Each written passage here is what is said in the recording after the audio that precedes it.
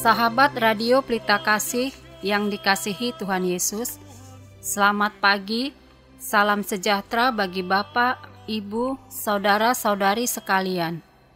Selamat berjumpa kembali dengan pelayanan Renungan Harian Salum. Bagi Bapak, Ibu, saudara-saudari yang berada di rumah maupun yang dalam perjalanan menuju tempat bekerja, Tuhan Yesus memberkati kita sekalian. Saya, Sintua Esther Lumban Gaul, akan melayani Bapak Ibu, saudara-saudari sekalian sebagai pelayan pendamping pembawa renungan. Renungan di pagi hari ini dibawakan oleh Sintua Evangelis Binsar Siregar dari HKBP Kernolong, Resort Jakarta. Baiklah, kita awali ibadah pagi ini dengan doa yang dibawakan oleh pembawa renungan.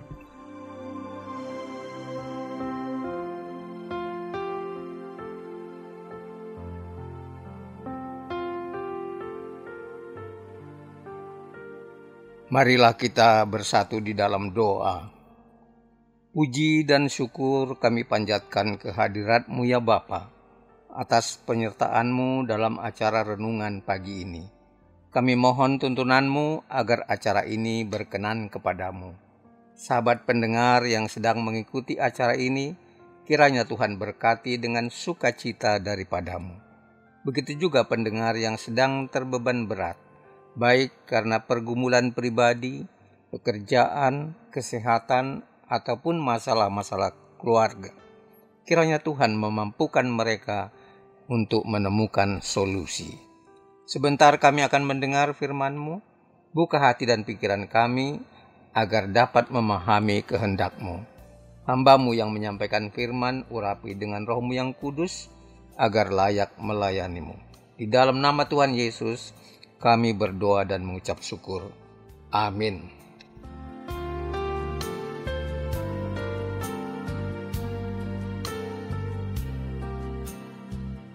Renungan bagi kita di pagi hari ini tertulis dalam kitab 1 Raja-Raja 22 ayat 24 sampai 40. 1 Raja-Raja 22 ayat 24 sampai 40. Beginilah firman Tuhan. Sesudah itu, tampillah Zedekia bin Kenaana, ditampernyalah pipi Mika serta berkata, "Mana boleh roh Tuhan pindah daripadaku untuk berbicara kepadamu?"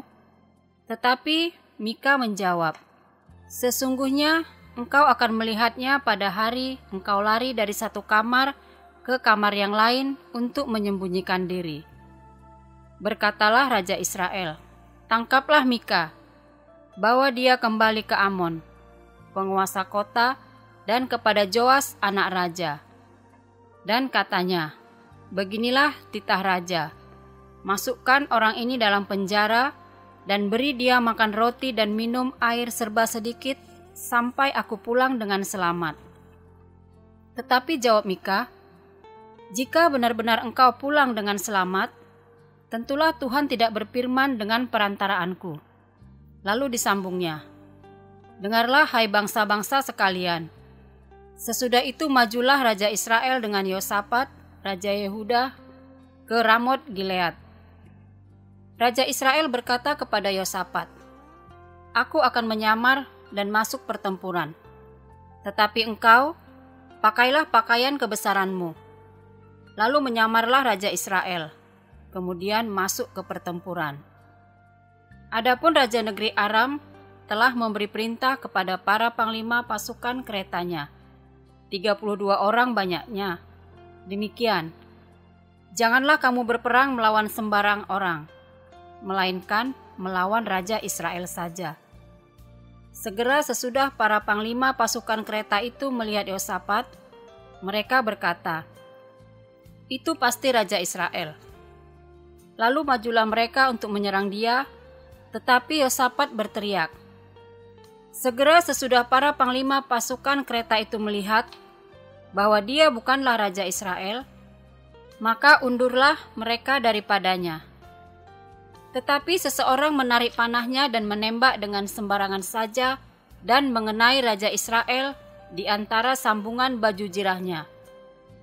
Kemudian dia berkata kepada pengemudi keretanya, "Putar, bawa aku keluar dari pertempuran, sebab aku sudah luka." Tetapi pertempuran itu bertambah seru pada hari itu, dan raja tetap ditopang berdiri di dalam kereta berhadapan dengan orang Aram itu sampai ia mati pada waktu petang. Darahnya mengalir dari lukanya ke dalam palung kereta. Kira-kira pada waktu matahari terbenam, terdengarlah teriakan di sepanjang barisan tentara itu, "Masing-masing ke kotanya, masing-masing ke negerinya. Raja sudah mati." Maka pulanglah mereka ke Samaria. Lalu mereka menguburkan raja di Samaria. Ketika kereta itu dicuci di tepi telaga Samaria, maka darah raja dijilat anjing. Sedang perempuan-perempuan sundal mandi di tempat itu sesuai dengan firman Tuhan yang telah diucapkannya. Selebihnya, dari riwayat Ahab dan segala yang dilakukannya, serta istana gading dan segala kota yang didirikannya, bukankah semuanya itu tertulis dalam kitab sejarah raja-raja Israel? Demikianlah Ahab mendapat perhentian bersama-sama dengan nenek moyangnya. Maka Ahazia anaknya menjadi raja menggantikan dia. Dan sebagai ayat pembimbing, yaitu ayat 34a. Tetapi seseorang menarik panahnya dan menembak dengan sembarangan saja dan mengenai raja Israel di antara sambungan baju jirahnya. Demikianlah firman Tuhan.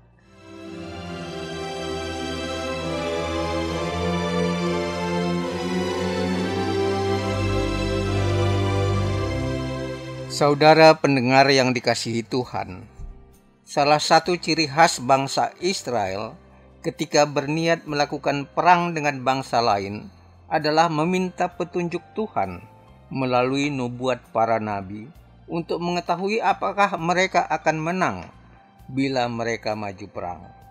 Hal ini juga terjadi ketika mereka berniat merebut wilayah Ramot Gilead yang diklaim sebagai miliknya dari Raja Aram. Namun ada nubuat yang berbeda dari nabi yang berbeda. Pertama, nubuat Zedekia dan teman-temannya yang menubuatkan kemenangan dan kesuksesan bagi Raja Israel. Sementara Nabi Mika menubuatkan raja akan mati bila maju perang. Sebelumnya, Ahab Raja Israel sudah menaruh rasa benci pada Mika yang telah menubuatkan hal-hal yang buruk bagi dirinya.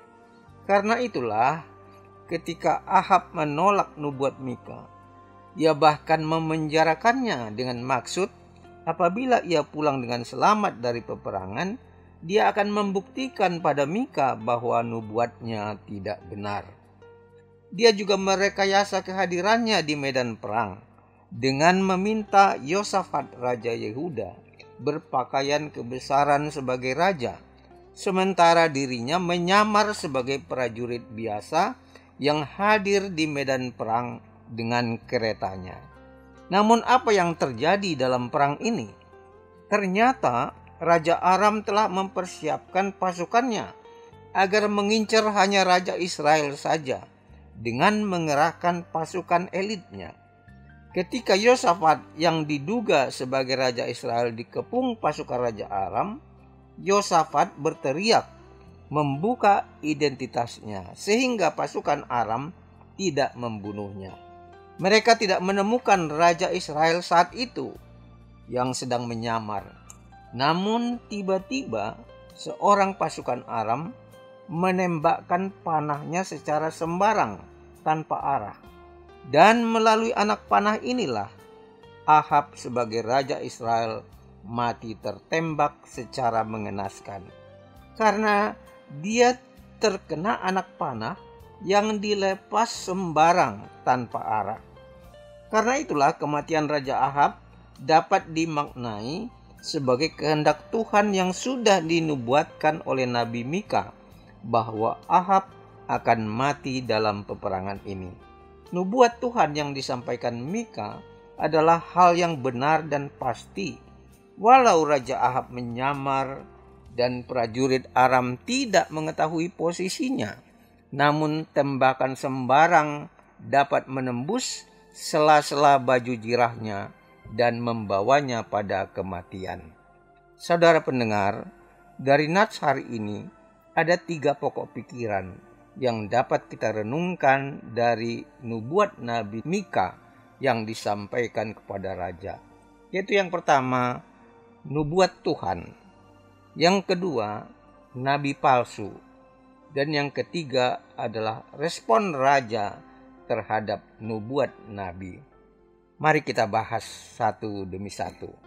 Yang pertama, nubuat Tuhan. Sahabat pendengar, apakah nubuat itu? Nubuat adalah pesan dari Allah yang dibimbing oleh Roh Kudus.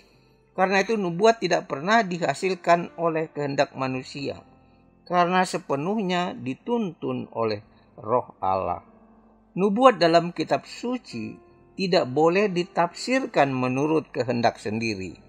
Para nabi mendapat pesan dari Allah untuk disampaikan pada orang lain, seperti dikatakan dalam Kisah Para Rasul pasal 3 ayat 18, di mana Allah menggenapi firman-Nya dahulu yang disampaikan para nabi bahwa Mesias yang diutusnya harus menderita untuk menebus dosa manusia. Dalam bernubuat, para nabi menyampaikan pernyataan terlebih dahulu tentang peristiwa yang akan terjadi. Nubuat disampaikan melalui penglihatan atau suara untuk disampaikan pada manusia dengan tujuan agar manusia bertobat dan hidup di jalan kebenaran sesuai kehendak Allah. Pada nats hari ini kita melihat bahwa Nabi Mika telah menyampaikan nubuat Tuhan tentang niat Raja Israel yang akan berperang dengan Raja Aram, bahwa kalau Raja Israel melanjutkan niatnya untuk berperang, maka ia akan mati. Nubuat Tuhan yang disampaikan oleh Nabi Mika ini adalah peringatan Tuhan yang berwibawa dan pasti, yang kalau diikuti dan dilaksanakan dengan benar akan membawa keselamatan, tetapi kalau dilanggar akan membawa kebinasaan. Namun apakah Raja Israel dalam nats ini mematuhi nubuat yang diberikan oleh nabi yang asli? Mari kita ikuti uraian berikut. Bagian kedua, nabi palsu. Sahabat pendengar, persoalan yang tampil pada nats ini adalah adanya nubuat yang berbeda dari para nabi Israel. Di samping Nabi Mika yang sudah menubuatkan hal-hal yang buruk tentang Raja Israel, ternyata ada nabi lain yaitu Zedekia dan teman-temannya yang sudah bersepakat menubuatkan hal-hal yang positif bagi Raja Israel. Pada ayat 11 nats ini, Zedekia memperagakan dengan tanduk besi dan berkata kepada raja, "Beginilah firman Tuhan, engkau akan menanduk Aram sampai engkau menghabiskan mereka." Dia juga meminta Mika mendukung nubuatnya, namun Mika menolak. Adanya 2 nubuat yang berbeda tentu menjadi masalah karena nubuat yang benar hanya satu saja, dan yang lain pasti salah atau palsu karena disampaikan oleh nabi palsu. Siapakah nabi palsu itu? Nabi palsu adalah nabi yang memberi isi dan nasihat yang menyesatkan. Dalam Matius 7 ayat 18, kita mengenal nabi palsu dari buahnya, di mana pohon yang tidak baik akan menghasilkan buah yang tidak baik pula. Kepribadian buruk dari nabi palsu dapat kita baca pada 2 Petrus 2 ayat 1-3, yaitu yang memasukkan pengajaran sesat, hidup yang dikuasai hawa nafsu, dan berusaha mencari untung dengan cerita-cerita palsu. Kalau kita mengamati perilaku Zedekia, tampak jelas bahwa nubuat yang disampaikannya pada raja hanya untuk memuaskan keinginan raja semata, bukan untuk menegakkan kebenaran. Nubuat yang mereka sampaikan bertujuan memuaskan ambisi raja dan memetik keuntungan daripadanya, yang namun pada akhirnya menyesatkan perilaku raja dengan menyamar memasuki pertempuran, dan pada akhirnya berdampak fatal, mengakibatkan kematian raja secara mengenaskan dan kehilangan martabat sebagai raja Israel yang terhormat. Bagian ketiga, respon raja terhadap nubuat nabi.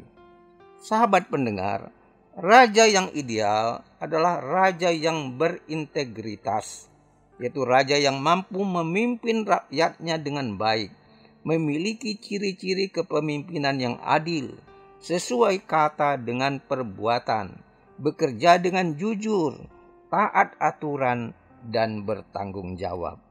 Kalau menilik perilaku Ahab, tampak jelas bahwa ambisinya untuk berkuasa sangat menonjol. Ia tidak mampu mempertimbangkan nubuat para nabi secara adil. Bahkan ia semena-mena memenjarakan nabi yang berkata jujur. Ia hanya mau mendengar nubuat yang sesuai ambisinya, dan akhirnya membawa dirinya pada kesesatan dan kematian yang mengenaskan. Sahabat pendengar yang dikasihi Tuhan, pengalaman berharga yang dapat kita petik dari tragedi Raja Israel ini adalah bahwa nubuat palsu seperti zaman Nabi Mika juga marak pada zaman sekarang ini. Di zaman sekarang, pemahaman tentang kebenaran mulai bergeser, di mana kebenaran tidak lagi dilihat berdasarkan fakta dan data objektif tentang sesuatu peristiwa, tetapi lebih dilihat sebagai persepsi dan alasan yang digunakan untuk pembenarannya. Dalam konteks inilah, orang masa kini sudah kurang peduli dengan data dan fakta ilmiah, tapi lebih percaya pada persepsi dan persuasi para buzzer maupun para penyebar hoax. Kondisi ini akan menjadi kondisi yang subur bagi nubuat-nubuat palsu yang dapat dengan mudah menyesatkan banyak orang. Sahabat pendengar, mari kita waspada dengan nubuat-nubuat palsu masa kini, dengan tetap berpegang teguh pada firman Tuhan yang menjadi pedoman hidup kita. Amin.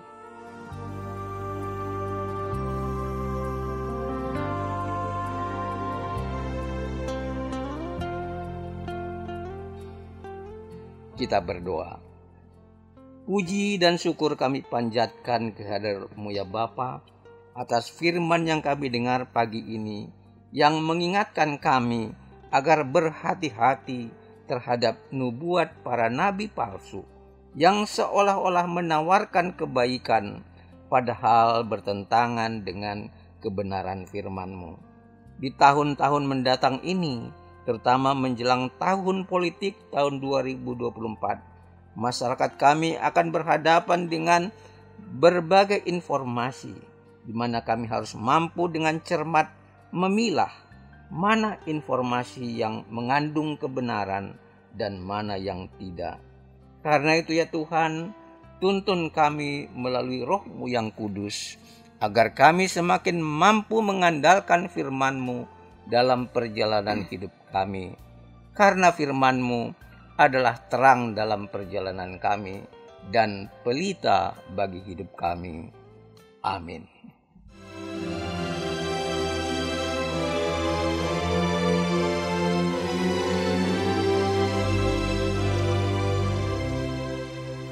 Sahabat Radio Pelita Kasih yang dikasihi Tuhan Yesus Kristus, marilah kita mendengarkan beberapa informasi berikut ini. Bila Anda ingin merespon renungan pada pagi hari ini, dapat menghubungi Sintua Evangelis Binsar Siregar dengan nomor telepon 0815 8465 7186. Jika sahabat RPK ingin mendengar ulang renungan ini, dapat mendengarkan di YouTube kanal HKBP Kernolong. Tersedia juga renungan malam setiap pukul 20 WIB. Renungan Harian Salum. Renungan Harian Salum ditulis oleh para hamba Tuhan dari berbagai gereja. Saat ini didistribusikan secara online.